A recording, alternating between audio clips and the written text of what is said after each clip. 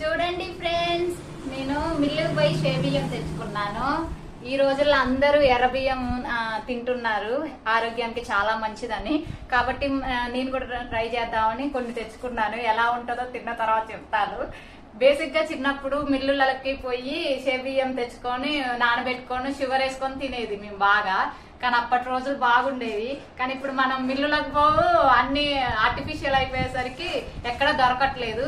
చాలా మంది ఈ మధ్య ఎర్ర బియ్యం తింటున్నారని మా అమ్మగారు సజెస్ట్ చేస్తే ఎలాగో మిల్లుకు పోయినా కదా అని తెచ్చుకున్నాను. నా బ్యాడ్ లక్ ఏంటంటే నేను పోయేసరికి మిల్లు స్టార్ట్ కాలేదు.